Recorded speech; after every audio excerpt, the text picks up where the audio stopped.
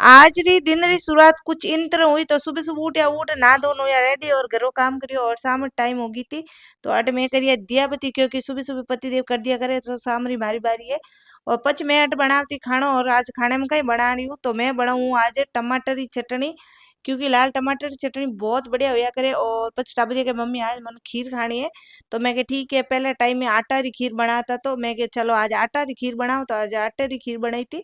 और पहला तो मैं यहाँ देखो टमाटर की चटनी कितनी बढ़िया बनी और आटा खीर भी बनन एकदम रेडी हो गई थी। और मैं बनाती थी अटे रोटियां और क्योंकि और टाबरिया साइड में खेलता था और मैं टाबरिया ने कहती क्यों बिखेरो करो रे। काले तो मैं होली री सफाई करी हूँ आज ते बिखेरो करो पण टाबर सांडा है मानने नहीं। तो अलग अलग आपरा घर बना बना बैठ गया था। तो पहला टाइम भाई मैं ही घणी घर बनाता और खानो गयो तो रेडी।